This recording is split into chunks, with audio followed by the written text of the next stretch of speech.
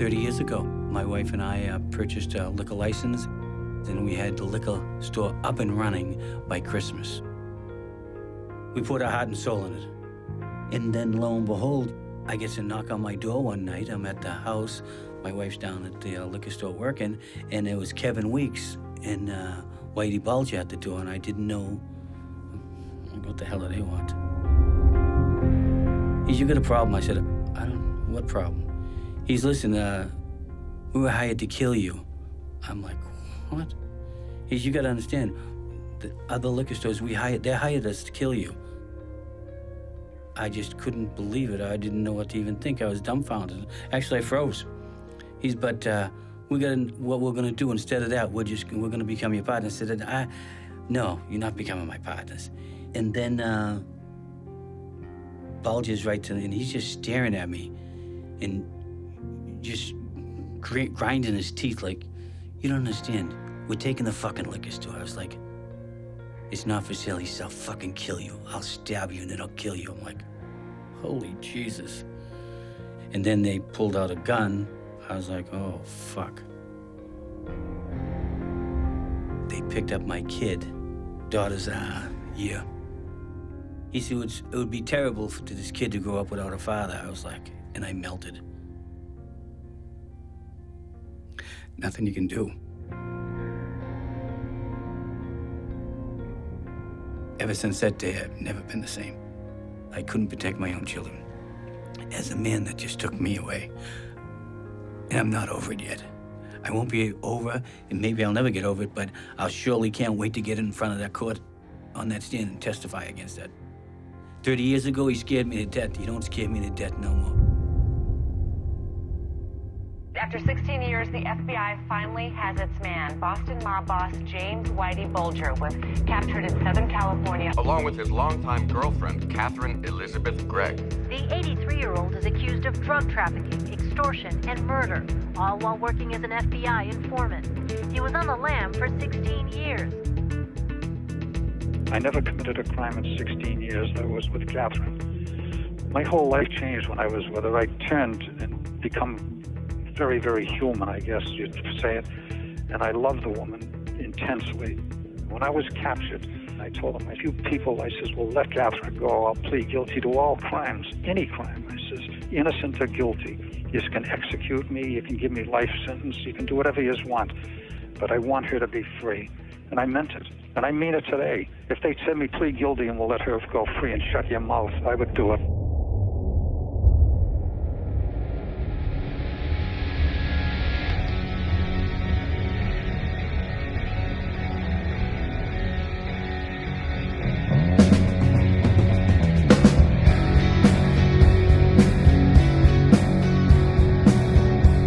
A long time coming. After 16 years on the lam and 2 years in custody, the criminal trial of James Whitey Bulger began today at the John J. Moakley Courthouse in South Boston, just blocks away from Whitey's former home turf. This is what it looked like here at the courthouse earlier this morning. A police escort and several black SUVs roll up to federal court. Behind the tinted windows, James Whitey Bulger, who is back in Boston to face 19 charges of murder in the same city he's accused of terrorizing as a gang boss. Some of the victims' families also arriving today, hoping to see justice done after waiting almost 30 years. I'm happy that this is about to stop. It's been a long waited, really, really long waiting time, so I'll see you when I get out. How are you going to feel being in there? I don't know. I'm sick to my stomach now. I could only imagine when I get in there. All right. Prosecutors described James Whitey Bulger as the center of mayhem and murder in Boston for 30 years, as the boss of Boston's notorious Winter Hill Gang, a man so dangerous that he joined Osama bin Laden at the top of the FBI's most wanted list. It was the gang that ran amok. You have people who were being extorted, who talked about having shotgun barrels stuck in their mouths, of machine guns pointed at their groin. Body bags showing them before Bulger shakes them down. It was absolute terror. Back then, 70s, 80s, people were missing every day. Man. He didn't come home. He's a dead man. They're never gonna find him. Brian Halloran, dead. Michael Donahue, dead. Bodies were being left and right, and they're all involved in this circle of shit in South Boston. You have a fascination with Whitey Bulger as a Robin Hood figure, this elusive Houdini-like crime boss whose younger brother, Bill Bulger, was Senate president, the most powerful politician in Massachusetts. All this stuff that was sort of magical about him that made him seem beyond the reach of law enforcement. There were over 25 years where James Bulger ruled the organized crime world. He was never charged with even a misdemeanor. The Department of Justice did nothing to prosecute him. Whitey was the guy that got away. Whitey was the guy out in the wind, thumbing his nose, ha ha, I won, for years. So today is huge. I mean, I think that, you know, there's so many people who never thought this day would ever happen. James Whitey Bulger fled Boston in late 1994 as federal agents were about to arrest him in connection with 19 killings, racketeering, and other crimes that spanned the early 1970s to mid-1980s. He fled after being tipped off by an FBI agent he was about to be indicted. Bulger's role as an FBI informant is central to this trial. Now he'll face justice in the same city. Many say he ran with an iron fist.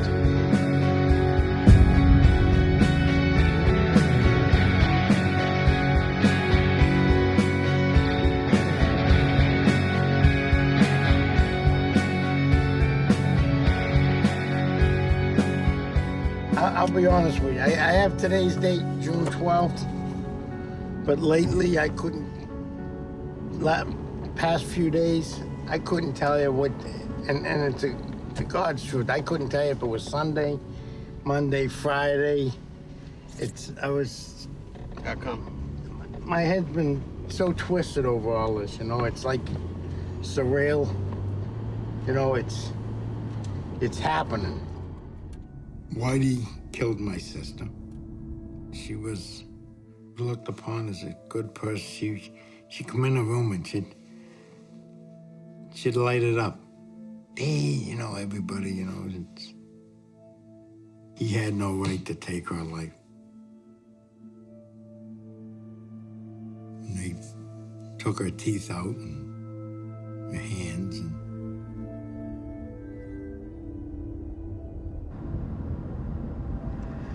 Mike was killed 30 years ago. But you know, I think when you lose somebody, there's no time. Sometimes it just seems like yesterday. I don't think he should have died when he died. He had too much to live for. You know, the day he was killed, he was looking for my son Michael to take him with him. But he was down the park and he couldn't find him. So I said, just go without him. Thank God, you know. I guess there's a reason for everything, you know?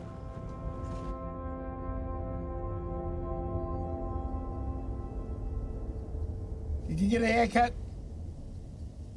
Get over here, I want to introduce you. Look at it, I didn't know I was supposed to get all dressed up. I just got a shirt. Jesus Christ.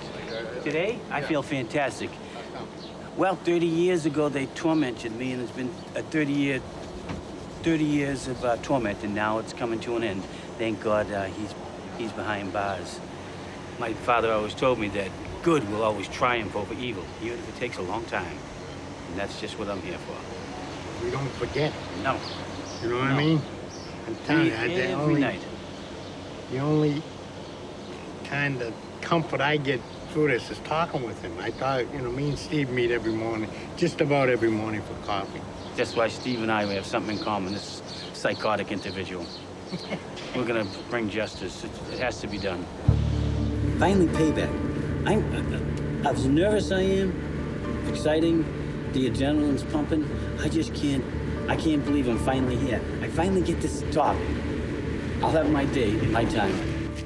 Can I ask you just to say a few words as you're going in, what your thoughts are? Quite anxious. Days come. What are you going to be thinking as you look at him in that courtroom today? Well, you know, 30 years ago, I'd never look at him. Now I can't wait to look him right in the eyes. It's day one one of the most anticipated trials in decades.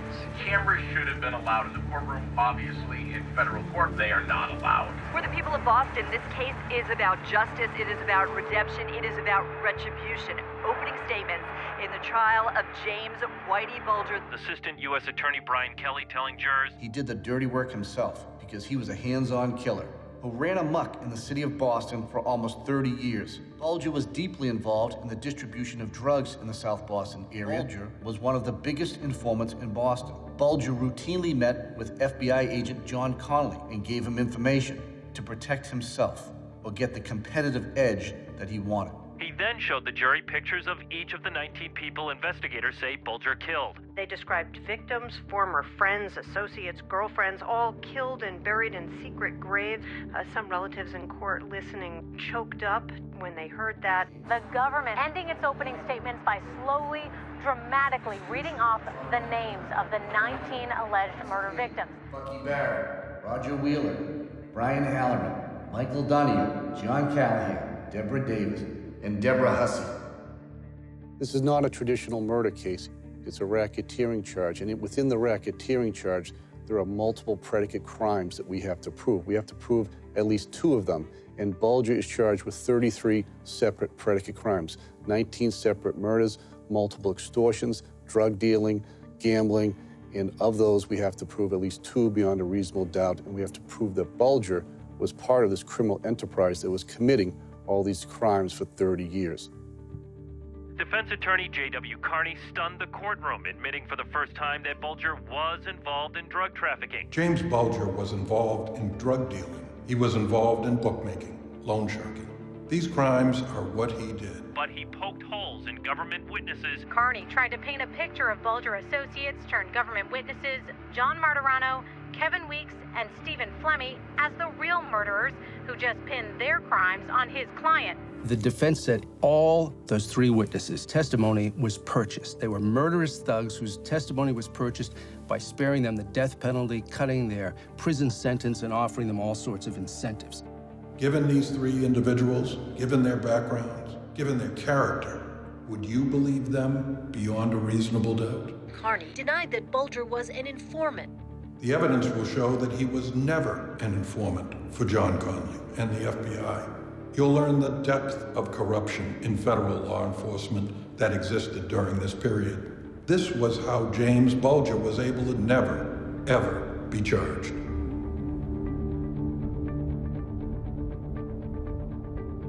What makes this trial extraordinary and really crazy, the defense is defending him from an assertion that he was an informant, even though it's not a charge.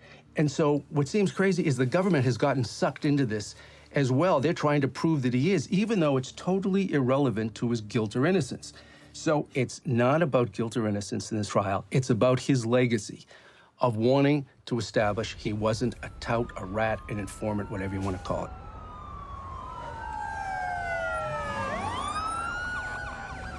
I was as surprised as anyone when James Whitey Bulger was captured. Is the government excited about having Bulger come back? Some people certainly are. But there are others, I think, who have many sleepless nights about what James Bulger is going to testify to. I believe the reason that they are giving so much protection to Bulger, transported from the jail to the courthouse, is they're worried about someone with a sniper rifle taking him out on the way to court so that he can't testify. That's how explosive his testimony will be.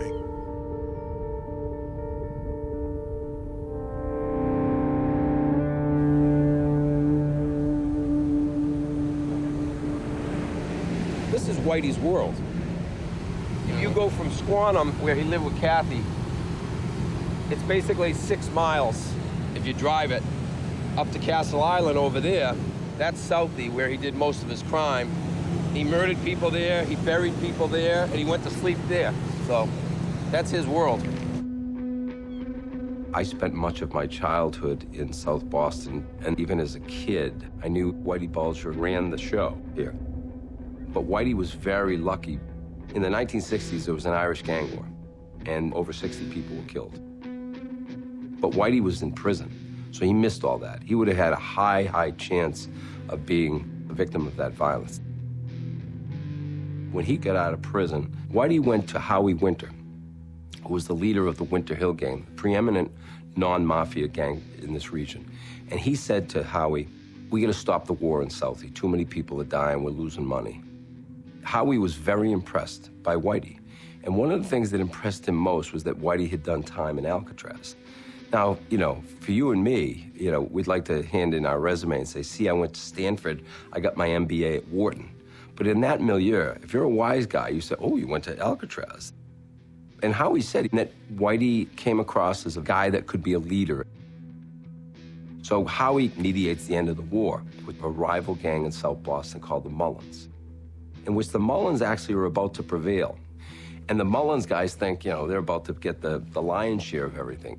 And Howie threw them for a loop when he announced that Jimmy Bulger, he's gonna front money for them. They can put money on the street, loan shark, they can do a gambling operation, but Whitey's gonna be in charge. And the Mullins guys were going, what, are you kidding me? We were winning. And Tommy King, who was a member of the Mullins, said, we should have killed Whitey when we had a chance, because this is gonna come back to bite us.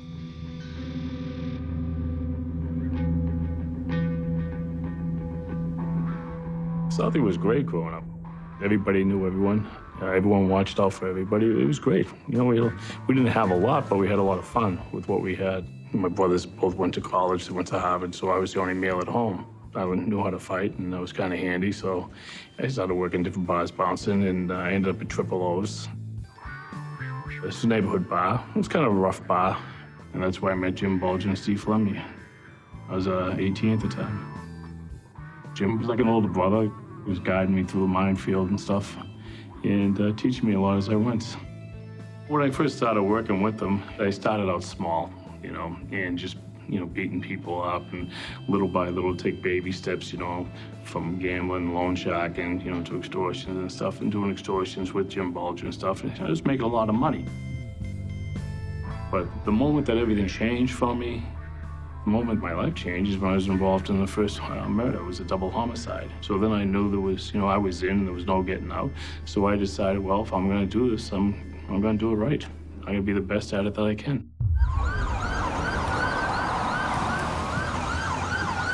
He was tense in court Tuesday between James Whitey Bulger and the man who was once like a son to him, his former right-hand man turned cooperating government witness, Kevin Weeks.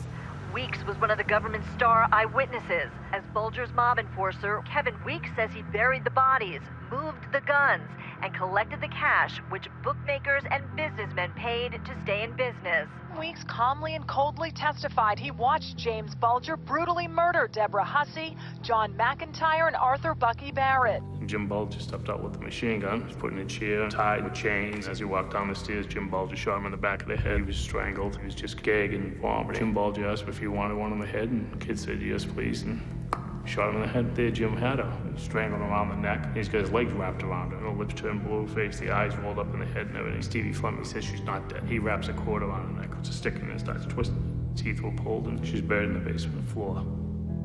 As the defense began cross-examining the former Bulger protege, Weeks looked annoyed. So when you told me a moment ago that you never lied to the investigators, that was a lie. I've been lying my whole life. I'm a criminal.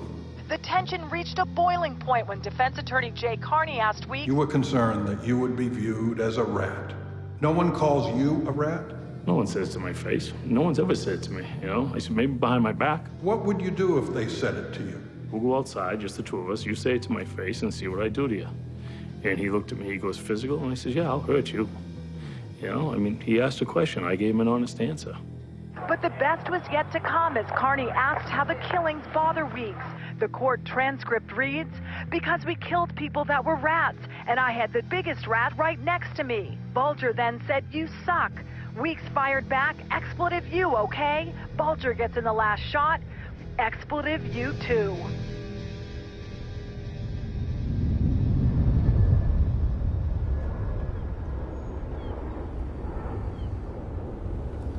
This is where Whitey used to take his walks, and he would meet with people. They stayed on the street for quite a while, and that never should have happened. It's just, it's crazy. It's crazy. I worked organized crime most of my career. So I saw Bulger going up the chain with the Winter Hill Gang. Bulger and Flemmi moved up in control. And in 1980, a young trooper working for me was assigned to go down and check out this garage down in the north end to see about a possible stolen car ring. And when we went by, he noticed a lot of organized crime figures there. He called me. I went down, observed for myself, and that's when we started this investigation. The garage was right up here, just a little after the truck here. We commandeered an apartment across the street, and we monitored it for about 4 months, every day. And there we saw James Bulger and Stephen Fleming.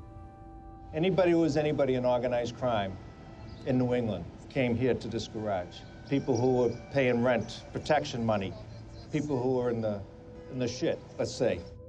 And they were meeting daily with the leaders of the New England Mafia, the Angulo crime family, patriarchal crime family. And it was unprecedented to see that. It was absolutely shocking to see that they were actually working together. That was like striking gold. What surprised me, I say, where's the Boston police? Where's the FBI? Why isn't anybody else doing this? They're right here. They were operating so openly. It just was shocking. And we monitored that and documented, and we've got enough probable cause to go to a judge and issue a warrant so that we can place listening devices inside. Planted the bug, it worked great, everything was fine. Next morning, one of the first conversations we picked up was, what a great job the state police and the Mass Turnpike do. So we knew the gig was up, right then and there. Somebody was protecting them. We knew we were had, and we just couldn't figure out how. Then one night, John Morris of the FBI met a Boston detective at a bachelor party. And he was in a drunken state and told the Boston detective that I know you guys are working with the state on a wire, on a bug down on Lancaster Street, and the bad guys know about it. I couldn't believe it. How does anybody know outside of our group? It didn't make sense.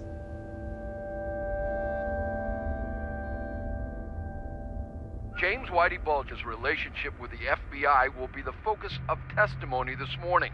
Former FBI Supervisor John Morris is expected to take the stand. He was head of the FBI's organized crime squad during the 70s and 80s, overseeing former agent John Connolly. Morris claims that he and John Connolly shielded James Bulger from prosecution. In addition to hearing Morris on the stand today, federal prosecutors plan to discuss James Bulger's alleged 700-page FBI informant file. To understand the Bulger story, you really have to understand how the FBI top echelon informant program came into being to destroy the Italian mafia. It really begins before the program even existed, when Joe Valachi testified before a congressional committee in 1963, and this testimony was engineered by Robert Kennedy, Attorney General Robert Kennedy, and it was really explosive. Valachi came forward and he described the hierarchy of the 5 families in New York, and he described the initiation ceremony. What is the name of this organization? Cosa Nostra in Italian. Cosa Nostra in Italian. Our thing and our family in English. It was the first time one of these mafia guys was talking into a television camera, and it was a big deal, and it stole Hoover's thunder, because Hoover had for decades now been denying that there was a mafia. Now Hoover had a problem. He needed to make up for lost time, and he needed to go out and get informants as dramatic and as explosive as Joe Valachi. We should all be concerned with but one goal, the eradication of crime. The Federal Bureau of Investigation is as close to you as your nearest telephone. It seeks to be your protector in all matters within its jurisdiction. It belongs to you. The top echelon informant program also was what gave power to guys like John Connolly, because how are you going to get guys like Valachi? Well, you're going to need FBI guys who walk the walk and talk the talk, who can go out into that underworld and sort of make deals with these guys. So the power and influence of the swaggering agent within the hierarchy went way up. The general topic of our discussion today is informant handling.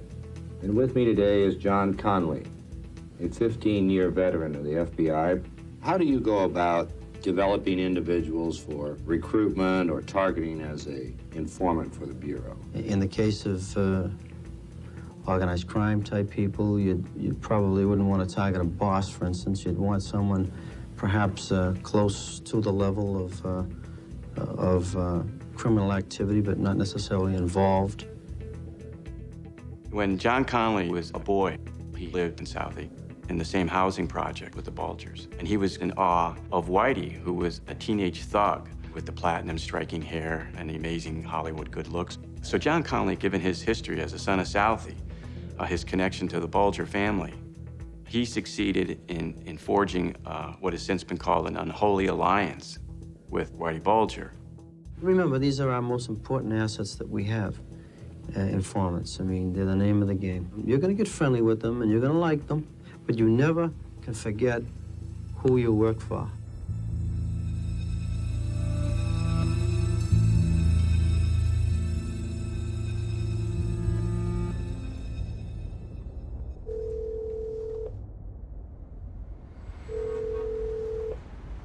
Hello? Hi, Mr. Bulger's on the phone. All right, please put him through. Sure. Thanks for calling. There are a couple of things I wanted to ask you about. Sure.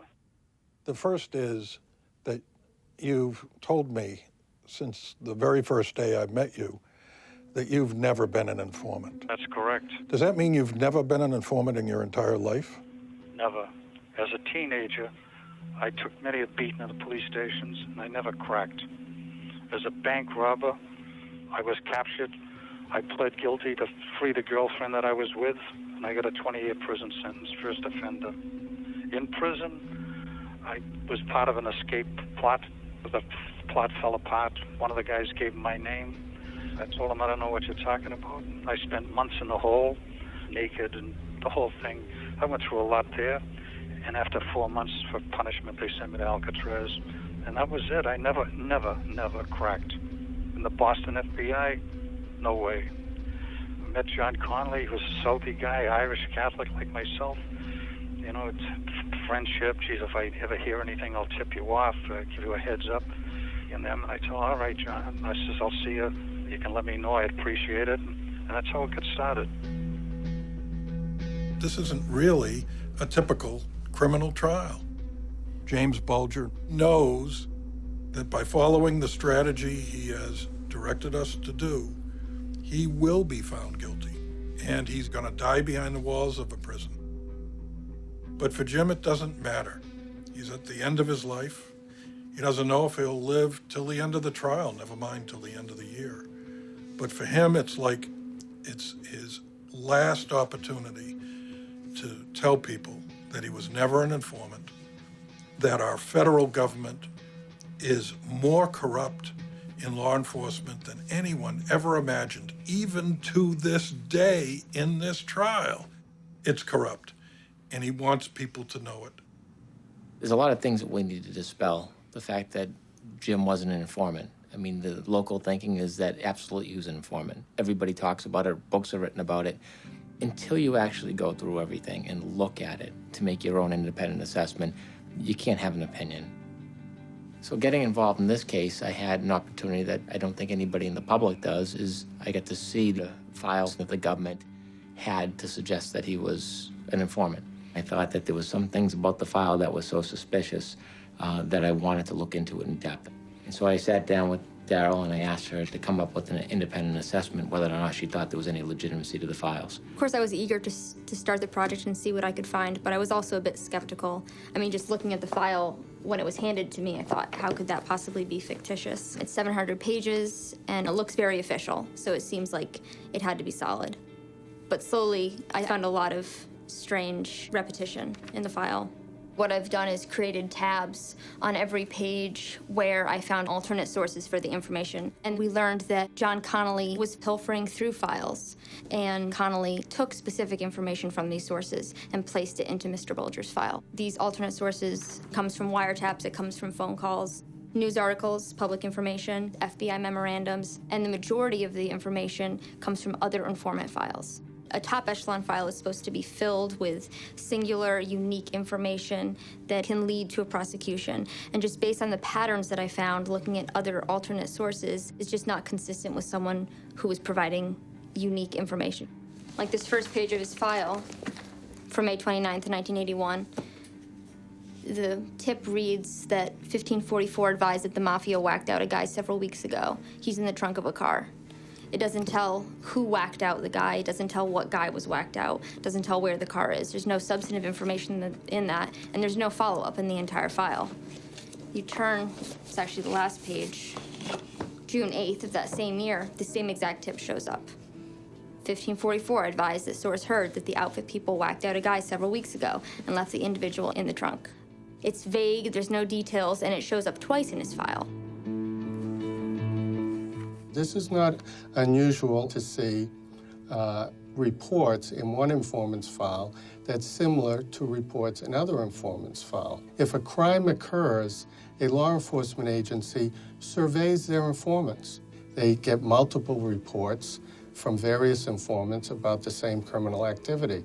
That's exactly what Conley was doing with Bulger. The federal government is so desperate in this trial to try to convince people that he's an informant. Because James Bulger had such a strong and influential reputation, his name had value as a commodity for the Department of Justice. They needed search warrants to take down the mafia. They needed to put something down to justify intrusions into people's civil liberties. Nobody was going to look and see if the information was verified. No one was going to determine whether it was made up by a street agent. No one was going to determine whether it was true or not. Was it enough simply for a magistrate to sign off on probable cause? And there is example after example in this case of where they took James Bulger's name and used it as a commodity. It's a preposterous assertion that he was not an FBI informant. In fact, he used the FBI and they used him. What this is all about, quite frankly, is he doesn't mind being called a murderer. He doesn't mind being called a criminal. Obviously, he doesn't mind being called a drug dealer, but he doesn't want to be called an informant because where he came from in Southie, that's the worst thing you can be. You can be a crook, you can be a murderer, but it's worse to be an informant. That's the way he's brought up in his sick mind. That's what he believes. The fact that the file is 700 pages, quite frankly, that's a large file. Bulger had this relationship for 15 or 20 years. When they were saying that he had a voluminous FBI file, how long were they claiming that he was an FBI informant? Almost 20 years. Okay, well, I have extensive experience with a lot of informant files, and a top echelon informant file is never going to be 700 pages. What should generally the size of their file be? For 20 years? Anywhere from 60,000, 55,000, up to, 300,000. The problem with the top echelon informant program, it's not unique to the Bulger case, and a lot of people are dying because of it. So I filed a Freedom of Information Act lawsuit against the government, and I won massive files, 55,000 pages of files just on one top echelon informant, Gregory Scarpa, a high-level informant for the FBI in New York. His main role was to bring down the Colombo crime family. But at the same time, he was lying and killing off his rivals and committing murders, a lot of murders. In trial, they said more than 50 people. I don't know if you've ever seen a real informant file or not. I haven't. Because I don't think that you have. See, you didn't have this on yours, correct? These are important. These are showing who these went to and who authorized these. That's an unbelievable amount of signatures. Exactly. That means everybody here saw this or endorsed it. Yeah, exactly. But look how high it went up. Kelly, Deloach, that's up there. That's up there with Hoover. And then it should go into the information that he provided. He's given information, and then the FBI does their own summary. Here, this informant has not furnished any information known to be false. Do you have any of that on you? We don't have things like that. And this is a total of 1,147 pages. So, and that's just the first set. Now I have an additional 55 coming, 55,000 coming. Remember the day when Hank and I were with you and showed you the so-called informant file that John Connolly had been keeping? Yeah. Remember your reaction to seeing that? I was shocked. I was angry. I couldn't believe it. I consider it the worst betrayal that ever happened to me in my life. I couldn't believe that anyone even could dream of such a thing. I never knew it existed. Did you recognize the information that was contained in it as anything that you would ever talk to John Connolly about? No. I asked the questions, I got the answers. I was the guy who did the directing. They didn't direct me. What are some of the things they would give you in terms of tips? The thing that we needed most of, number one, was wiretaps, and then like photo surveillance, search warrants when they were coming, indictments that were coming so guys could get a chance to make a run for it. Well, if you weren't providing information to these people, why were they willing to give you all this information? For money. For money. Money is the common denominator. It's a way of doing business. It happens all the time, and it'll never stop. I remember you told me once that Christmas is for kids and cops. Correct. How many people would you be paying off on a holiday period? Oh, everybody I knew I took care of at Christmas time. Put money in envelopes for all of the different police. I had contacts in the state police, the Boston police, the ATF, also in the FBI. There was more people than John Connolly, but I'm not going to say who they were. I would never say anybody's name, you know? But I took care of everybody. And was this in cash and always cash? In envelopes, always. Yeah. I never handed anyone money. I handed them an envelope. Makes it a little bit easier for them to accept it, you know? Or I put the money maybe in a box if it was that much money. What was the But most there was amount of lots money you ever paid an FBI person, FBI agent? At one time? Yeah. I don't know, maybe 25,000, 50,000. Everybody can be corrupted. People are of the opinion that the FBI is above reproach. Well, they're just regular people. They put their pants on in the morning just like everybody else. They're regular people, except they have a badge that says, you know, special agent. But there's nothing special about them. They're regular people. If you find their weakness or their needs, or if they have a problem and you could solve it for them, you can corrupt them.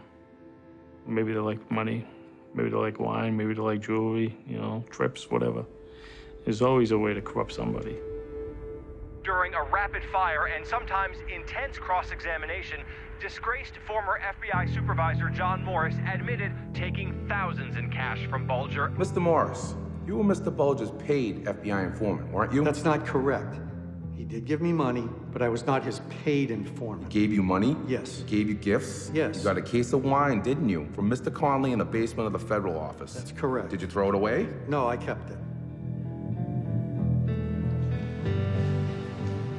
You know, seeing a day like today where it's not clear, you see thoroughly, despicably corrupt FBI agents like John Morris, a supervisor, you know, with just a moral,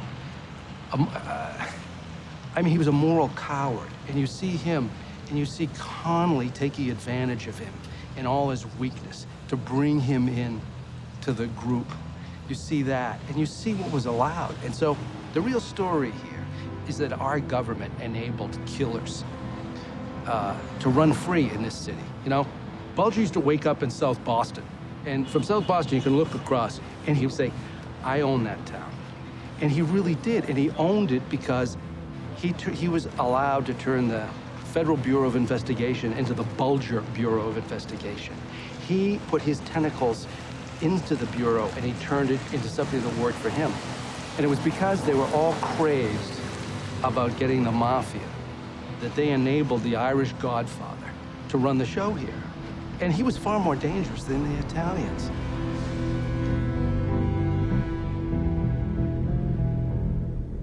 So what we need to do is get inside a little bit and talk about how the FBI works, what the roles of certain people were, like Mr. Conley and Mr. Morris. And the more we can keep you on the stand, from my perspective, the better, because hopefully it will be able to really illustrate the efforts you made so they see the good side of law enforcement. You recognize it was a problem, you try to do something to save lives, And because they were pursuing whatever agenda they were, they shut you down. Can I be candid with you? I think the whole thing was a con. I think at some point they get in over their heads, and their success was wrapped around Bulger to the point where he had to be validated. He had to be made into this informant that gave him all this information. That's the myth. That's the myth. I had a fascinating career. I worked organized crime. I worked fugitives. And in Mississippi, I had to work the Ku Klux Klan, bombings. And we ended the bombings in Mississippi. Then I was transferred back to Memphis. Martin Luther King came to Memphis, and I was told that King had just been shot. We found the gun, and through the fingerprints, we identified James Earl Ray, and we arrested him in London. In Miami, we developed a case called Abscam. Abscam turned out to be one of the largest white-collar crime cases ever. And we arrested a senator, a sitting senator. So when I went back to headquarters and the Boston problem was going on, I was told they needed somebody with this background to be sent to Boston. And my mission was to find out what is going on between the Mass State Police, the Boston Police, the local police, and the FBI, and how come they're not getting along together? They had territorial issues. The state police was blaming the FBI for cavorting with criminals because they had seen Conley and Morris with Bulger and Flemmy. So they formed the opinion that the agents were doing something bad. Well, as it turned out, they were, but they didn't know it then, and I didn't know it then. So I go out and interview Bulger and assess him, a suitability, if you will. I arrive at Bulger's place and met at the door by Bulger. He's got a baseball cap on, he's got sunglasses, he's got a muscle shirt. I hold out my paw, my hand, and he doesn't take it. Oh, okay, you know. So I look at my empty hand and I follow him in. The place is dark, and we walk in the back. I say, look, Bulger, I'm here to find out what you're doing for us. What are you doing for us? And he gets angry. And about that time, Conley pops out. And remember, this is supposed to be mano a mano, one-on-one. And I get very angry. And I look over and he says, hi, Fitzy, how you doing? And I'm saying to myself, oh, you know, this does not look good. But then we have the conversation about him. I finally get the conversation back. And what he tells me is that he's not an informant, that he has his own informants, and that he pays them, they don't pay him, and that he's the head of a gang, and that he runs the gang, that he's not going to testify. Now, all those elements are elements to me that I'm going to close this guy as an informant. If you're an informant for the FBI and you're the head of the gang, then the FBI is validating the gang. You're actually part of the gang and the management process. So to me, he's a big problem. Close him. Get rid of him. And that's what I go back and tell my boss. From that point on, I get resistance. I'm more or less told, you shut up. You're not allowed to talk about this.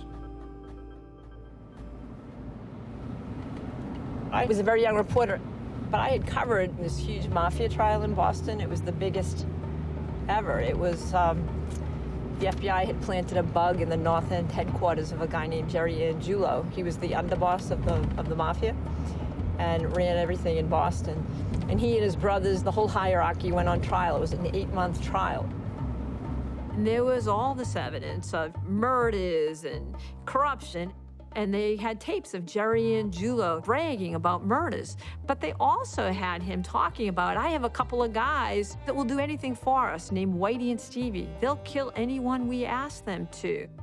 And so at the end of that trial, it was a huge victory for the FBI in Boston. They had just wiped out the New England family, decimated them.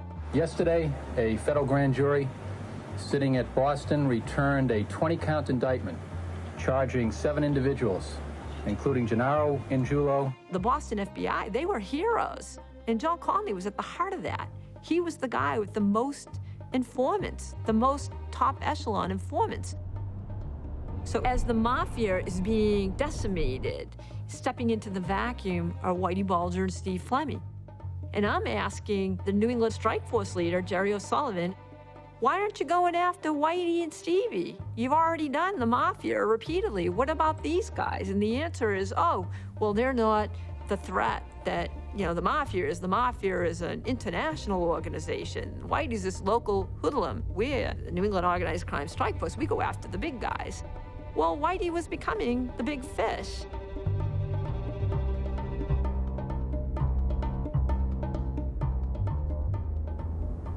Jim Bulger wants to explain to the jury why for 25 years he could be on top of the organized crime pyramid in Boston and never once be charged with a crime. The chief of the organized crime strike force, Jeremiah O'Sullivan, promised him that he would not be prosecuted for any federal crime if, in turn, he did something that the government wanted. And that something was not being an informant. It was something else. We've never revealed that information. But Jim will at trial, if Jim takes the stand.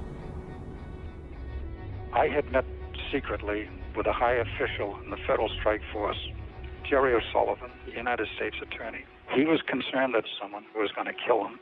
He says, he's in trouble, he needs help. I felt bad for him. So I told him, I says, look, I'll take care of this fire. I says, but I'm no spy. We don't meet. I'll take care of it my own way. If you can accept that, it'll be done. What was O'Sullivan's promise to you?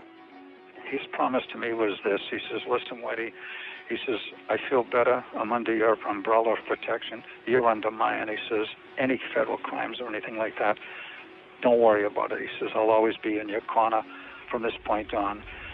I'll protect you, you protect me. And that was the way it went.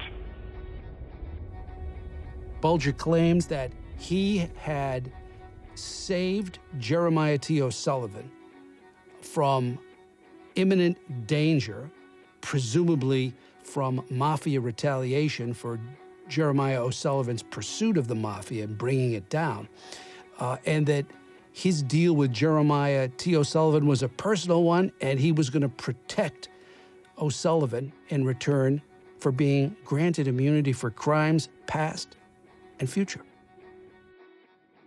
John Connolly said that O'Sullivan and Bulger pledged allegiance to each other. That's a pretty significant event.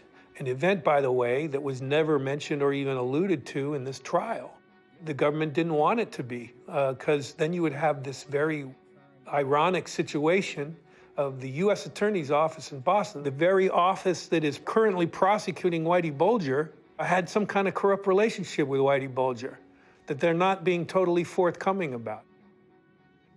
The notion that a federal prosecutor could tell an organized crime figure that he could kill at will men and women, rich and poor, Boston, Florida, Oklahoma, based on a personal promise to guarantee his safety is so absurd, so ludicrous. We've run out of words like ludicrous and synonyms to describe it. Today, they called to the stand former number 2 in the FBI's Boston office, Agent Bob Fitzpatrick.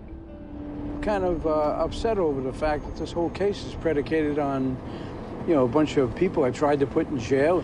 And the true story is that the criminal justice system has basically been co-opted by Bulger, by Fleming. Now, certain people are culpable in the FBI, but certain people are culpable in the Department of Justice. So I gotta go there and present the truth. Former FBI agent Robert Fitzpatrick started at the Boston office in 1981 and said the atmosphere was tense. As assistant special agent in charge, Fitzpatrick evaluated James Bulger's role as an informant. Fitzpatrick said Bulger surprised him by saying he was not an FBI informant, that he was never paid anything by the FBI to provide information. Fitzpatrick recommended closing Bulger as an informant, but headquarters thought Bulger was too valuable in its quest to bring down the mafia. After several hours on the stand, prosecutors began a tough cross-examination of Fitzpatrick. First question: You're a man who likes to make up stories, aren't you? No. Didn't you gratuitously claim credit for arresting the mob boss, Jerry Angiulo? I did arrest him. Haven't you, in fact, pretended that you were the one who found the rifle that killed Martin Luther King? I did find a rifle when I was at the scene. At one point, Assistant U.S. Attorney Brian Kelly said, "Are you on medication?" Fitzpatrick said, "Yes." Kelly said sarcastically, "Does it affect your memory?" "Not that I recall," replied Fitzpatrick, as several people in court laughed. How do you think you were treated on the stand? Not good. What do you mean? I thought the guy was very angry, and I don't know why. You know, he should have been a lot more professional, and I didn't feel that professionalism. And plus, as a former law enforcement officer, I mean, working with these guys, I should have a little more respect. You know, I'm actually disgusted in some sense, to be honest with you. To hear Fitzpatrick get grilled like that and not all the other agents, I think it's garbage. That's the first time that the prosecution has cross-examined anybody in that manner. Other than that, they've been up there kissing everybody's ass. All dirty FBI agents, all ex-mobsters. Look at Morris. They didn't treat Morris like Fitzpatrick. These are the guys they gave deals to. Fitzpatrick tried to go out of his way and do the right thing, but he's still fighting for a pension. Morris got a pension. With respect to my cross-examination of Fitzpatrick, I do think it was fair. I think when people come into federal court and tell ridiculous stories, they can expect to be confronted aggressively with cross-examination. That's the purpose of cross-examination. You try to expose what is inaccurate. Now, Fitzpatrick was, in fact, in the chain of command at exactly the same time all this crime and buffoonery was occurring. And yet, years later, he wanted to distance himself from it and pretend he was trying to stop it. Bob Fitzpatrick was one of the first people to say there's something rotten here and to try to call attention to it. He's drummed out of the FBI. Now here he is at this trial, and they really seek to destroy him. They seek to humiliate him. And it was very personal, because when he comes into trial to testify, he is a rebuke to the entire system and to everyone who stood back for 20 years that Bulger was in power and allowed it to happen. And a lot of people were complicit in that. It was a little bit tormenting to watch Fitzpatrick get beat up. It shows you that you're either with the government and they'll accept and guide and protect you in any way they can, or you're against the government and they'll try to destroy you. We know that there was a relationship between the Department of Justice and the success of James Bulger, and nobody wants to tell that story. They protected him for their own reasons for decades, and they're still lying about it. At this trial, the United States Attorney's Office has an exhibit. It's a very important exhibit. It is a memorandum from the special agent in charge in the 1980s by the name of Lawrence Sarhat. In this memorandum, Sarhat says that he had a conversation with James Bulger when they met at a hotel. Now, the government pretends that this memorandum somehow shows James Bulger is an informant. So, during the trial, we learn information that there's a secret safe in the Boston SAC, Special Agent in Charge's office in the C3 unit of the FBI, the Criminal Division. And in that safe, supposedly documents would go into and never come out again. We also learned that there was a secretary who had worked for decades in the Boston FBI. She's 82 years old and still working for the Boston FBI. So she is the person who knows whether or not a secret safe exists.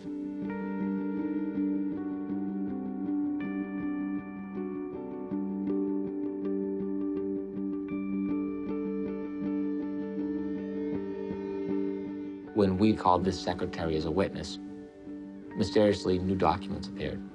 While they told the jury and the public this is the truth. At this trial? At this trial.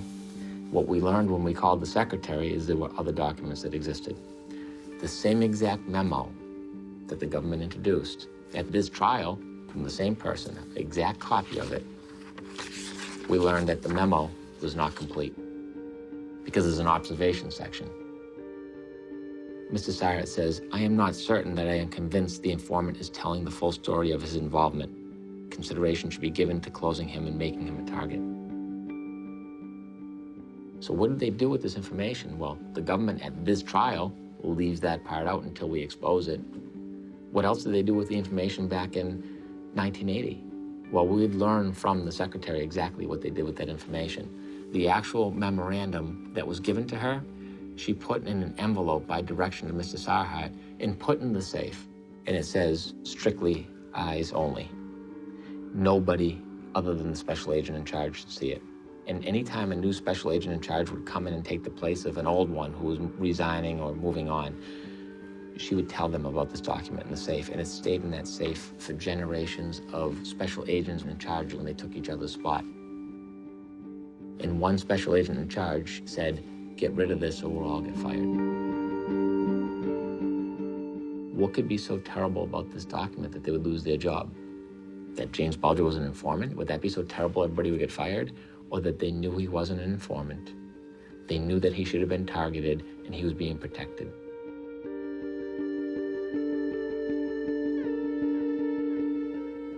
The defense complaining about the Sarhat memo is another desperate tactic by them, which is another version of let's pretend, because they are pretending they didn't have these documents, which they did.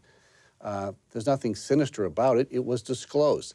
They had it, and it didn't prove anything other than the fact that there was a head of the FBI who was concerned about keeping Bulger open as an informant. If anything, the Sarhat memo proves Bulger was an informant. He sat with the head of the Boston FBI for 4 hours and gave him all sorts of information, most of which was useless, but in fact, he was reporting it to the FBI, and that makes him an informant.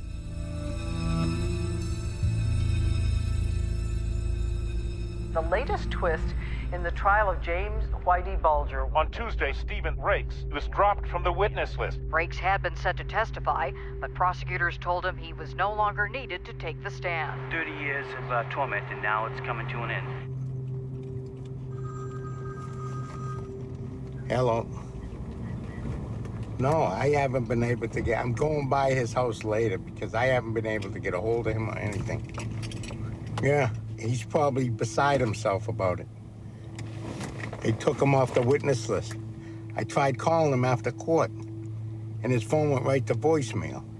I called him all day yesterday, same after court, same thing.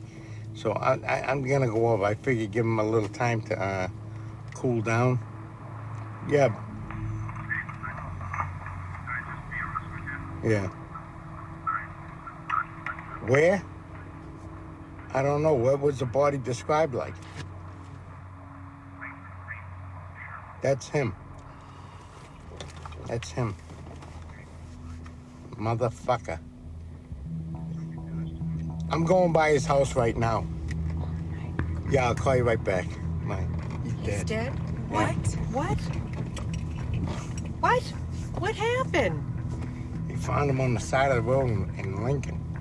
In Lincoln, Massachusetts? Yeah. Who's in Lincoln, Massachusetts? I gotta go by his house right now. Who's in? Oh my God, no way. Stephen Rakes is a courthouse regular, coming each day to the Whitey Bulger trial, waiting for the day when he would testify, but Rakes would never get that chance. See the corruption? Well, wait, let's not jump to conclusions. Let's say a prayer that he's okay. He's not here. Oh my God. Is his car here, Stephen? No. Oh my God, can you go knock on the door and see? I knew something was wrong because I talk to him every day. We meet for coffee. You know, and that's got my stomach turned, thinking, is anyone else in danger? What is testimony? I used to say to him, Steve, what do you have to say? I mean, what is it? Oh, you'll see. You'll see. Believe me, you'll see how deep in the people, you'll see. Key witness in the Whitey Bulger trial is dead. A source tells CNN authorities called the death suspicious. We don't know what the cause of death was, no sign of trauma, don't know if this was a suicide. It's a very suspicious death. The body is 7 miles away from where his automobile was, and he did not have any identification on him. They'll probably say cause of death was a heart attack, an aneurysm, you know, and is it? We'll never really know. Do you believe what they tell you, or did something really happen? Do you trust your people that are supposed to serve and protect when you know what we're living through? And what's happened in this family? What is the truth anymore? And who do you believe?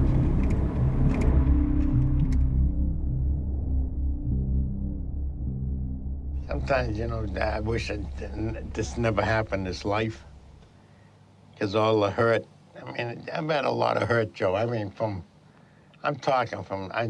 remember far back as 4 or 5 years old. I don't have any faith no more. I want the truth. This has tied me up for 32 years.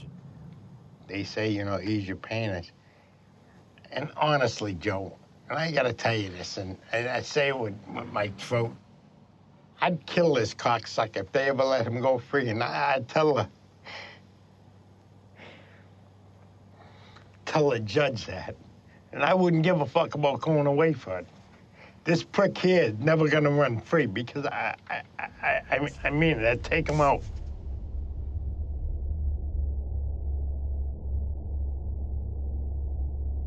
Prosecutors put former hitman John Martirano on the stand to prove that Bulger's reign was murderous. Martirano was perhaps the most feared member of Bulger's Winter Hill gang. Testified he was James Whitey Bulger's chief executioner. Killing was routine. In all, Martirano murdered at least 20 people. Martirano served just 12 years in prison as part of a deal with federal prosecutors. The confessed murderer was asked about a number of killings he committed, including the killing of Roger Wheeler, the president of World High Lie in Oklahoma. The High Lie murders are the heart of this because they show how ugly and sordid everything became. This is shocking. He's killed in daylight at a country club while kids at the swimming pool are watching. And who was Roger Wheeler? He was the owner of High Lie, World High Lie. It was a game. Did that game involve gambling? Yes. I never did like gambling. But the Bank of Boston brought him this High Lie deal. And part of the deal, because I kept asking him about this, is he said that the FBI keeps it clean. It's run by retired FBI agents that specialized in investigating organized crime, and they keep the mob out. So Wheeler buys this company, World High Lie. Unbeknownst to him, it's infiltrated by the mob already, connected to Winter Hill.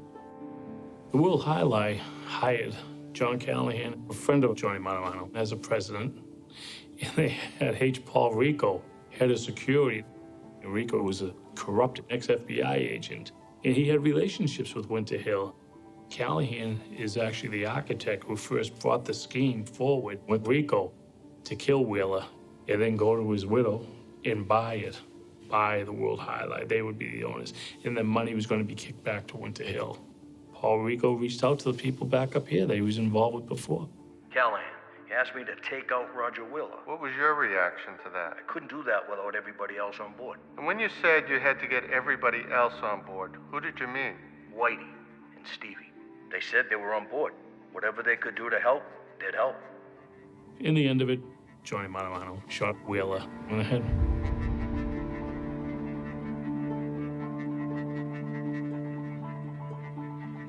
There were honest FBI agents in Oklahoma who wanted to get to the bottom of the murder of Roger Wheeler. Whitey Bulger and Stevie Flemmi were implicated, and the FBI in Boston lied to the FBI in Oklahoma and said Bulger and Flemmi had nothing to do with it. They have alibis. We've checked it out. That was a lie, and murderers went free because of it. You hold the FBI as responsible as Bulger for the death of your father? More responsible. The FBI has protected him, they have supervised him, and without the FBI, my father would be alive today. Next person that emerges in this story is Brian Halloran. Halloran is facing his own problems, namely he's charged with murdering a drug dealer. He needs help, and this is the typical system of informants and cooperating witnesses. He wants to make a deal. And so he comes forward and he can give up Whitey Bulger and Stephen Flemmi, he says, because they were part of a plot to kill Roger Wheeler. So Halloran is a threat to Bulger and Flemmi. They eliminate Halloran. In the process of eliminating him, they kill Michael Donahue, somebody he knew from the neighborhood. the 19 alleged murder victims, their loved ones have become fixtures at this trial. And today, Patricia Donahue took the stand. All I wanted to do was clear my husband's name. I did not want him associated with the mafia, with Whitey Bulger, with Brian Halloran. You know, he wasn't into that. He didn't even know those people. He was innocent. He wasn't in trouble. He wasn't a mafia man. He wasn't a killer. Mike was 32 when he died. He actually would have been 33 in a week. Whitey pulled the trigger, but I blame the FBI too. They knew what was going to happen. Oh, there goes Whitey. That's funny, I'm huh? serious. There's Whitey, people. I bet. Yeah. We'll see you in there, you lowlife. Michael Donahue was murdered simply because he offered a neighbor, Brian Halloran, a ride home. Unbeknownst to Michael Donahue, Brian Halloran at the time was cooperating with the FBI and was about to reveal that James Bulger was involved in the murder of Roger Wheeler. After the Wheeler murder, Halloran comes in, and he wants to talk. We open him up as an informant, and he begins telling us that this was done by Bulger and Fleming. And so I opened up murder cases on Bulger and Fleming. Now you have to understand something here. Halloran is giving us the subject. He's telling us this guy is the killer of Wheeler. Bulger is the killer of Wheeler. That's a plus. That's a big plus. They should be very happy, they being Department of Justice and the Strike Force Chief, Jerry O'Sullivan. And yet, they're not. O'Sullivan said, no, I'm not going to put Halloran in the witness protection program. Why not? So I went over O'Sullivan's head. I went to the United States Attorney, Bill Weld. And I said to Bill Weld, Bill, I said, we got a problem. I got an informant, Halloran, that's going to tell us who did this stuff. And O'Sullivan is feeling that he should not be in the witness protection program. I told Weld he's going to get whacked. At the same time, John Morris at the FBI told John Conley that Brian Halloran was revealing Bulger's involvement. And Morris knew full well that John Conley would convey that information to Whitey Bulger, and he did. We received word from the FBI that Brian Halloran was cooperating with the FBI about the Wheeler murder. So Jim Bulger and Steve Fleming, myself, and other people were out looking for him. And one day we got word that Brian Halloran was down the waterfront. Michael Donahue happened to have gone down to the pier in South Boston to get fish to use as bait to take one of his sons on a fishing trip. And he stopped to have a beer on his way home. He ran into Brian Halloran, who was his neighbor. He offered to give him a ride home. So we went down the waterfront, you know. We got the hit car and weapons and everyone, you know, he was geared up and stuff. And I went down ahead and I sat across the street and watched to make sure Brian Halloran was in fact there. And, you know, when he started coming out, I told Jim Bulger, and Jim Bulger pulled up and he shot Brian Halloran and killed him. Michael Donahue was an unintended victim. He wasn't supposed to be getting killed. It was Brian Halloran that we were going to kill. But he hung around with Halloran. You want to hang around with gangsters and wise guys, this is what happens. Patricia Donahue has spent the last 32 years raising 3 sons without her husband, Michael. Today, she finally faced his alleged killer, James Whitey Bulger. It was Mother's Day, and Tommy had just made his first communion. I was in the kitchen cooking. A news bulletin came on the TV about a gangland slaying. I didn't pay any attention to it because I knew it didn't concern me. And I just so happened to look up and see the car. And I said, I think that was his car, I swear. I mean, I was hyperventilating. I was like confused.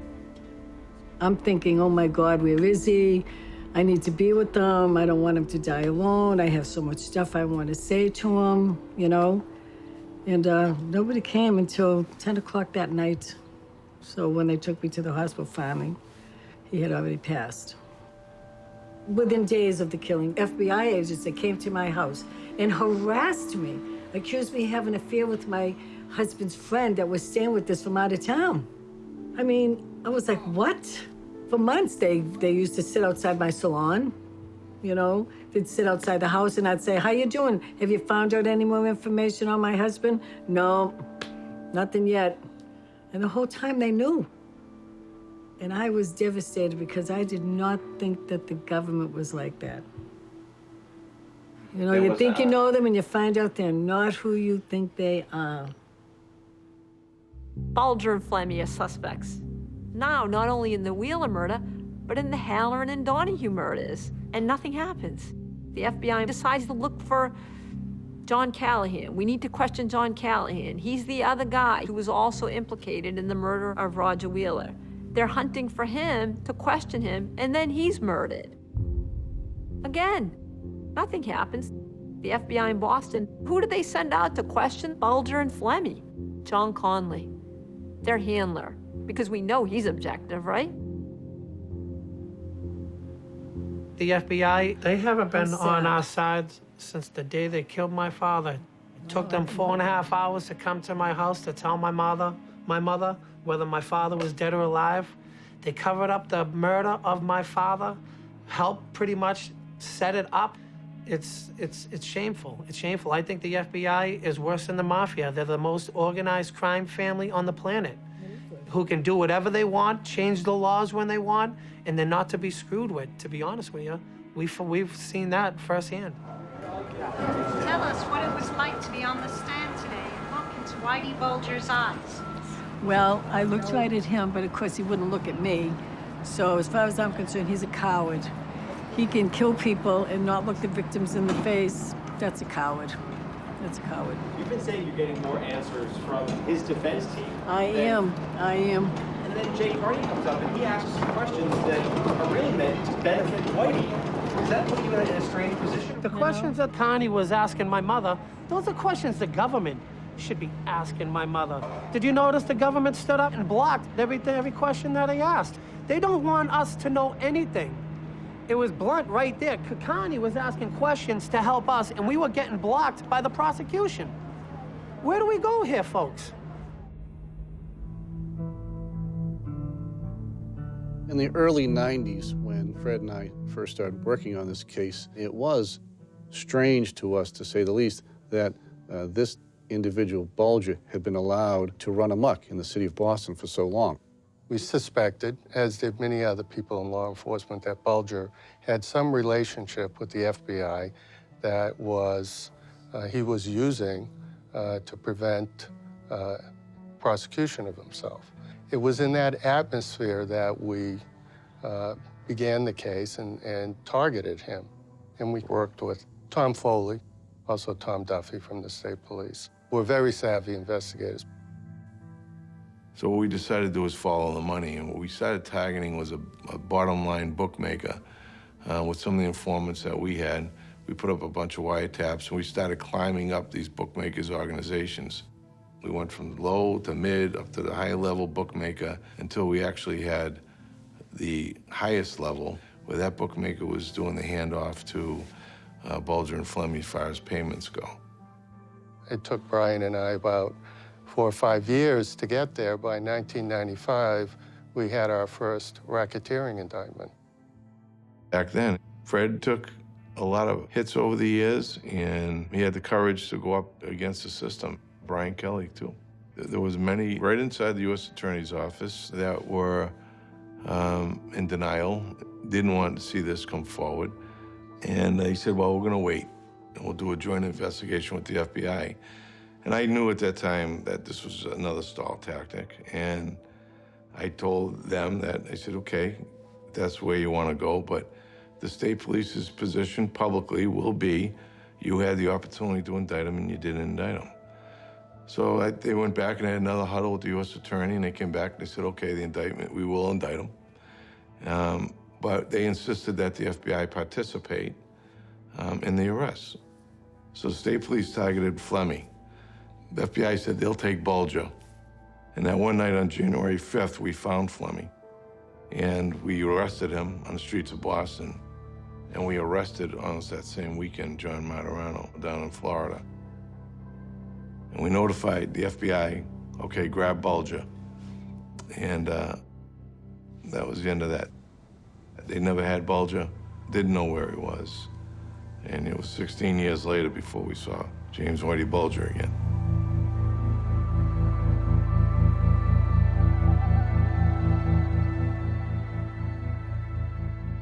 We expected that he was tipped off, and we found out later that that's what actually had happened.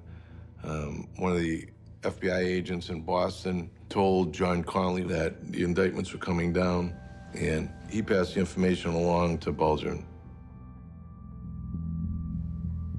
After months of sitting in jail, Stephen Fleming realized the FBI and John Connolly were not coming to his rescue, and he decided to out himself and Bulger's FBI informants. I'll never forget when he said he was an informant. I went up to visit him the next day or a day later.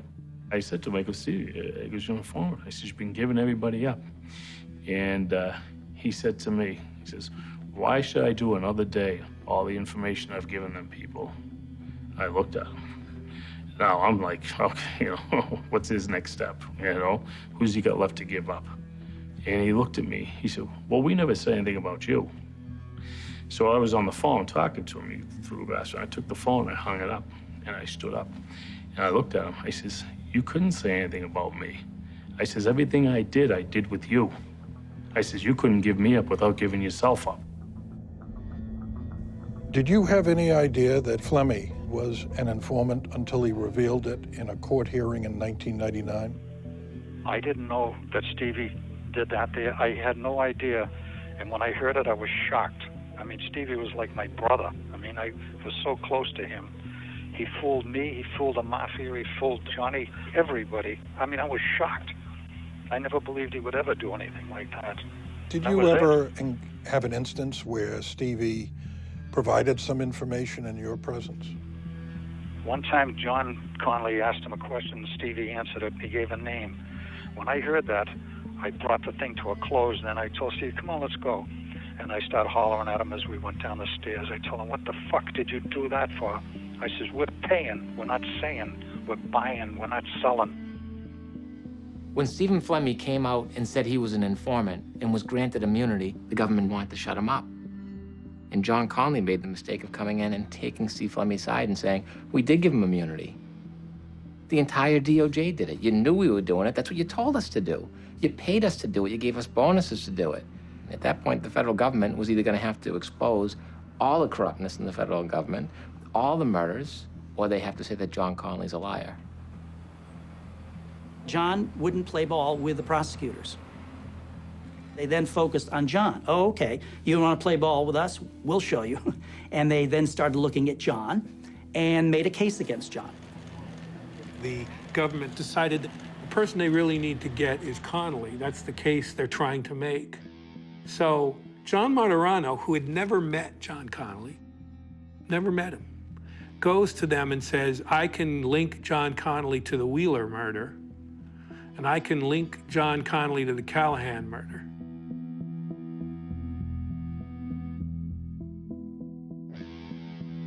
The defendant, John Connolly, he's just another member of the gang. They pay him money, he gives them information. They arrive at the conclusion that Martirano is gold as a witness and that he can single-handedly help us put away John Connolly and maybe Jimmy Bulger if Jimmy Bulger ever turns up. Who did you believe you were going to be protecting by killing Callahan? I was protecting myself, Whitey Bulger, Stevie Fleming, and John Connolly.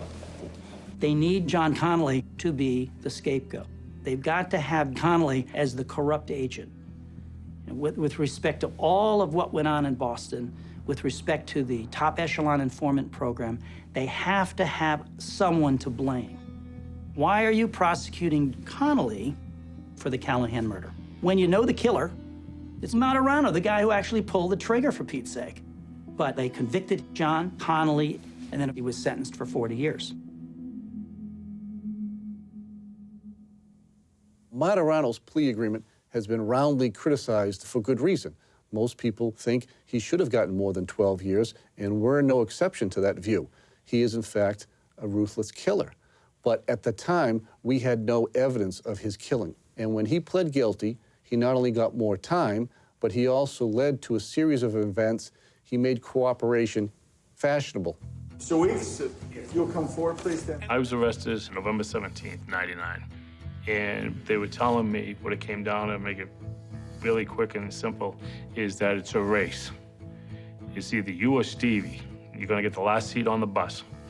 But whichever one of you get up there first and make a deal with the government is gonna get the best deal. You know, what's Stevie gonna do? Stevie's gonna give me up and say it was Kevin, it was this one, it was that one that killed all these people, it wasn't us. You know, here's the bodies, that's where they put them and stuff. I said, no, there's no way I'm taking it up the ass for them. So I made the deal first. I figured, you can't ride on a rat. Kevin Weeks, his plea was a critical turning point in this case because he literally led us to the bodies. He brought us to the burial grounds where we saw for ourselves Bulger's handiwork. Kevin Weeks, 5 murders. He does 5 years. John Martirano, for 20 murders, he got a sentence of 12 years. Plus, they let him keep money, keep property. They got him a waiver of the death penalty in Oklahoma and a waiver of the death penalty in Florida. They paid his commissary fees while he was in prison. And when he got out, gave him $20,000 check. $250,000 advance for selling the movie rights to his life story. $110,000 or something advance for the book he co-wrote. They calls John Morris. John Morris, please, Mario. I would say the most scandalous deal that the government made was with one of their own, and that was John Morris, who was John Conley's equally corrupt supervisor, and who got people killed. And he got no time, nothing. John had told me that these guys really like you, and if you ever needed anything, to just ask. John Morris, as corrupt an FBI official as one could possibly be, not a minute in jail. He's a wine consultant now. I didn't want what happened to me to happen to other agents. Mr. Fleming, if you'll stand up, raise your right hand. Linda will swear you in. Fleming wound up making his deal when it was really too late to get a good deal, so he wound up getting a life sentence. And now he's become kind of a professional witness for the government. And he's just a wind-up doll who says what he believes he needs to say so that the government will give him better accommodations in prison. They'll do little things for him that will make the fact that he's spending the rest of his life in prison a little more comfortable. He's a pathetic creation of the system at this point. Do you see the defendant, Mr. Conley, in the courtroom? I see him, yes. Good-looking gentleman. He's got a nice haircut. I know him very well. These guys, they're all violating the gangster code. They all became some version of a rat. They're testifying against people. They've all had to reconcile in their conscience why they did this, and they've all created their little stories, their own internal fictions of why they've had to do what they do. State of Massachusetts got more rats in it. It's like an infested rat hole. The Irish mob, every one of them, they were stumbling over each other, just a rat. They walk around talking big tough guy shit, and they're fucking rats. The federal court right here. Doesn't it look like a mouse hole? Good for rats, right? Yeah, that's where all the rats go.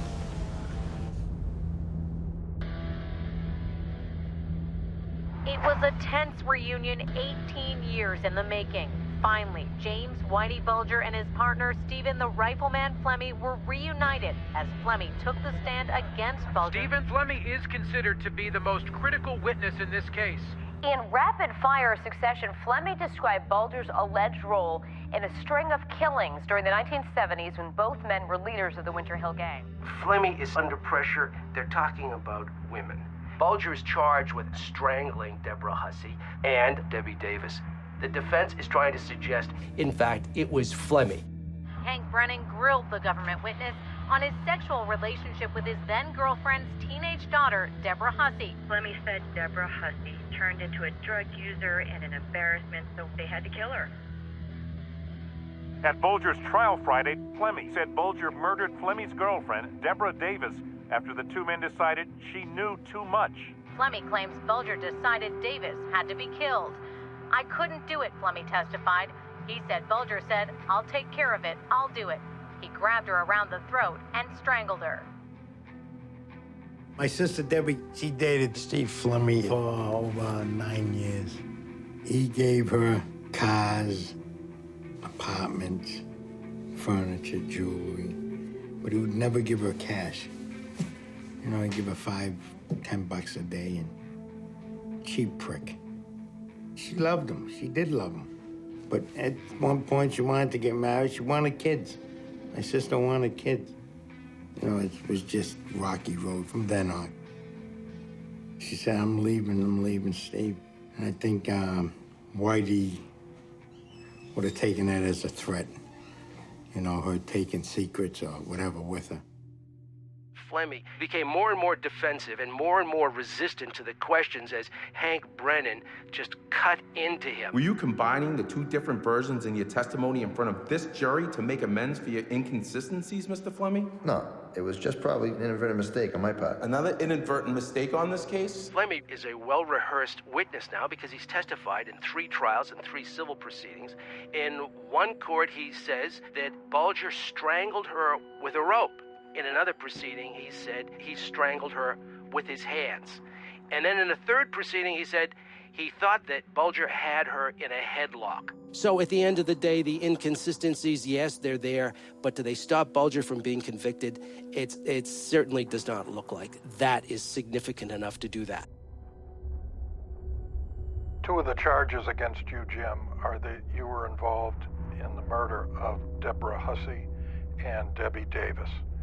Did you have any involvement in those 2 cases at all? No way. Those were Stevie's girlfriends. That's his problem. Had nothing to do with me. Nothing. Do you feel he was fully capable of committing these by himself? Oh, Christ. Well, when one of the guys asked him something about a murder, he says, well, he's been involved in so fucking many murders, he has to say to the guy, well, show me the list. He needed a list to show him what murder you're talking about. I mean, this guy, I think he's insane myself, Stevie. In the court, he's glaring at me, and I'm looking at him thinking, Christ, Stevie, you're looking at me. I never said a word against you. I'm the injured party. But he is like a puppet for Weishak, you know? Whitey Bulger cannot have people think he murdered those 2 women. And he cannot have people think he was an informant. This is not about getting acquitted. This is about changing the narrative back to the one he spent years cultivating. And that narrative is he is a good bad guy. He is a gangster with scruples. He is a criminal with standards. And gangsters with scruples do not murder women and bury them in shallow graves. And criminals with standards don't turn on their friends. Today could end up being an extremely interesting day at the trial of James Whitey Bulger. The big question is whether or not Whitey himself will take the stand. Will James Whitey Bulger take the stand? Everybody's waiting on bated breath to find out. My prediction is he will testify. He looks so bad if he doesn't. Today's a big day. It's the end of the case. And I want to let him know that we're with him. I'm behind him no matter what decision he makes. If he wants to testify, then I'm 100% behind it. If he doesn't, then I totally understand as well. The defense was hoping to present a defense of immunity, that Bulger had been given immunity by the former U.S. attorney. But before the trial, they got the answer from this judge, no, they couldn't. They were stripped of that defense. It's an interesting argument, but it is somewhat convenient to make the argument because Jeremiah T. O'Sullivan is dead, and there is no written evidence that we've seen. In courtroom 11, a moment of high drama. Whitey's lawyer stood up and said, the defense rests. Carney says Bulger will not take the stand. When the judge asked if he made that choice voluntarily, he stunned everyone. I'm making the choice involuntarily, Bulger said. Because I feel that I've been choked off from having an opportunity to give an adequate defense and explain about my conversation and agreement with Jeremiah O'Sullivan. For my protection of his life. In return, he promised to give me immunity. And as Judge Casper said, she already ruled Bulger's immunity claim was inadmissible. He said defiantly, as far as I'm concerned, I didn't get a fair trial, and this is a sham. And do what yous want with me. That's it. That's my final word. At that point, Patricia Donahue rose from her seat and yelled, "You're a coward." I yelled out, "You're a coward," because that's what he is. This man first claims that he has immunity, which he thinks gives him the right to kill all these people. And now he blames an unfair trial on the Department of Justice, yet he won't get on the stand and tell all. If you think that the government has done wrong by you, then get up there and talk about it. No comment. How do you feel about your chances? At the end of the day, Bulger's immunity claim was a ridiculous claim. When he was given the chance to present it, he didn't. His immunity claims were part of his game of let's pretend. Let's pretend I'm going to testify. Let's pretend I have a license to kill. Let's pretend I'm not an informant. So many people have the opinion that the idea of whether he was an informant or not is irrelevant, and yet this is the central issue in this case. The reason why the informant status is important is for a couple of reasons. One, the government has an impression they're trying to create for the public. They want to present a theory of a minimal amount of corruption that is quarantined with John Conley based on a rogue agent theory and an improper handler-informant relationship with James Bulger. That's what they've been trying to do for decades in every litigation they've had. It's not true. The truth is that James Bulger was not an informant. And the reason why it's dangerous for the Department of Justice to recognize the fact that he wasn't an informant is that if Mr. Bulger was just paying a dozen people on the FBI as he was, and headquarters didn't do anything about it, and the supervision wasn't there, and they didn't do the yearly reports, they didn't do the yearly reviews, it then calls into question all the affidavits that he's on. It calls into question all the convictions they had. Think about the implications. Think about what happened in the 1980s. The crown jewel of the Department of Justice was to get the Italian mafia. They wanted to infiltrate the headquarters of the Angiulos on Prince Street in the North End. They needed affidavits. And what'd they do? They used James Bulger's name, even though we now know he didn't give them any information. Their own witnesses will admit that. He was simply added on to search warrants and affidavits as a courtesy to John Conley. So what would happen when the federal government admits that he wasn't part of these search warrants? Every attorney who represented every mobster would sue the federal government. They lose all their convictions. They lose all the jail time, all the sentences. All these accolades that attorneys and lawyers and FBI agents earned, their reputations they earned, they would be gone. They're not going to give that up. And probably most importantly is the civil liability to the families. That's why you have this resounding unrest with the families. They've lost loved ones, and at some point there has to be closure. They are entitled to closure as citizens. This government will give them no closure because they have this pretense they have to keep for their own image that James Bulger's an informant, rather than saying, we sanctioned this. Not just with James Bulger, we sanctioned organized crime figures to go out and kill. And we protected them, and we did it before, we did it here, and we're gonna do it again, and we have done it again. They can't admit that. So these families suffer over and over and over again with never getting the answer. Are they going to overturn convictions and let everybody go?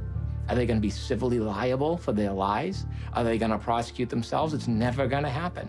So he has to be an informant.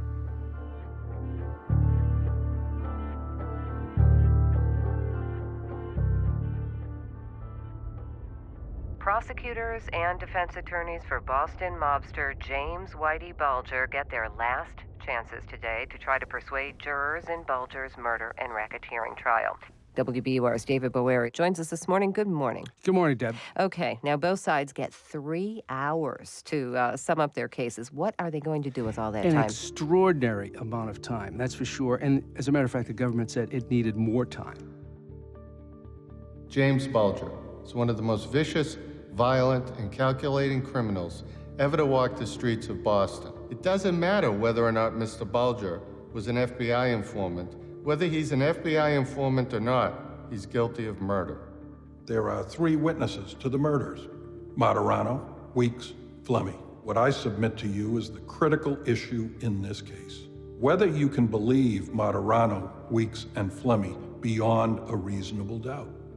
This trial is not about whether or not the FBI in Boston was a mess. It's not a referendum on whether or not Kevin Weeks and John Martirano should be spending the rest of their lives in jail. It's about whether or not the defendant is guilty of the crimes charged in the indictment. He's the one on trial here. Not the government, not the FBI, James Bulger. We think about our government as this institution, this faceless organization. Our government is not them, our government is us. At what point as citizens do we say, you know what? There has to be accountability. You tell them that. I've been on this story for so long. And I've never seen such depravity in a courtroom. We have a situation where an institution of the government decided that in order to achieve a goal, which was questionable at best, they decided who was going to live and they decided who was going to die. And they empowered those people that were carrying out terror. They empowered them. They gave them the run of the city. That was lawlessness by the government. That is what we can never forget. And that's why I'm proud to have done this story. You know, because it's something you can't forget. And memory is really important. You know, memory is a political act. And I think as reporters, you got to keep the memory, even if other people aren't.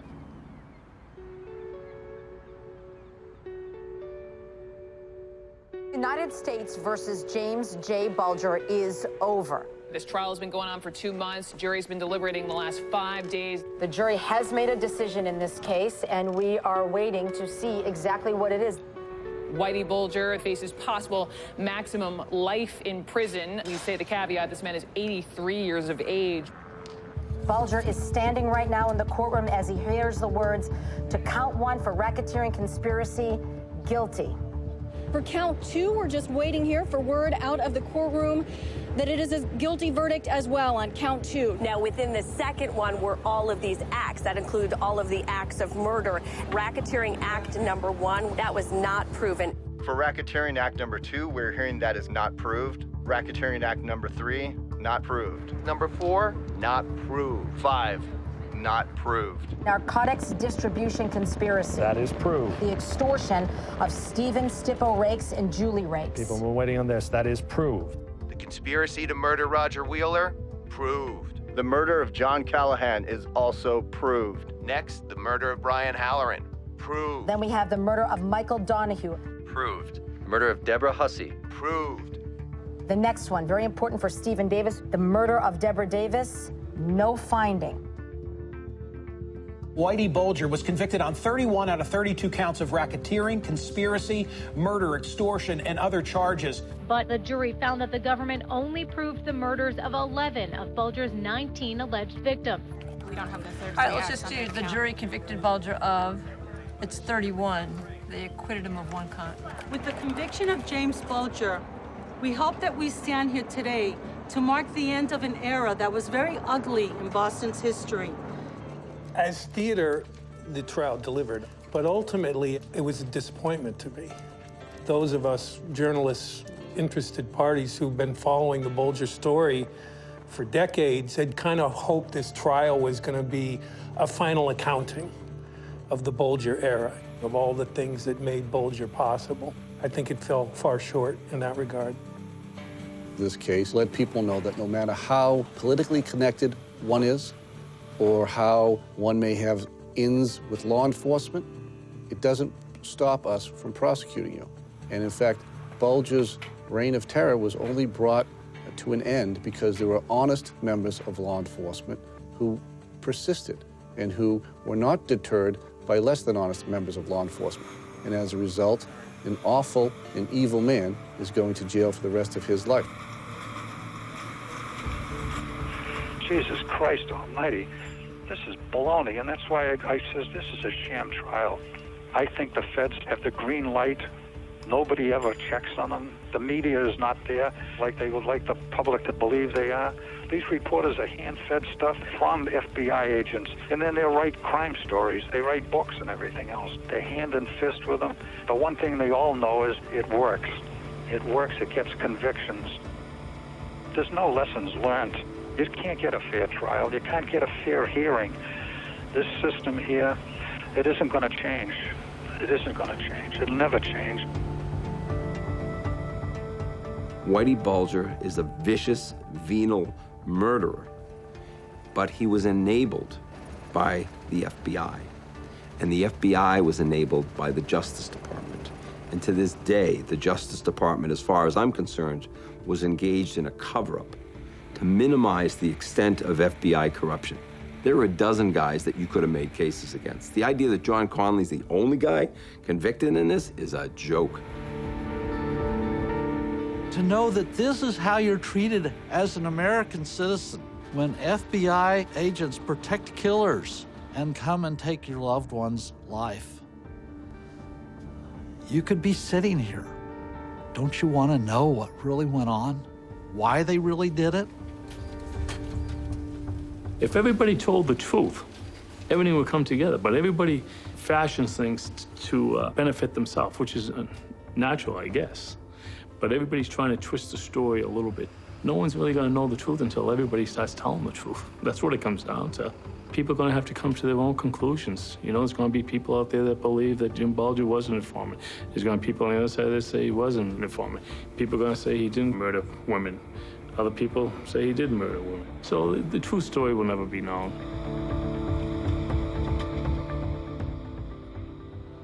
Today was a good day for a lot of families, but today also wasn't a good day for a lot of families. My heart goes out to them, and I would like to do a cheers for them, and we will not forget you. One person who should be here, how about we give a nice cheers to Stevie Riggs?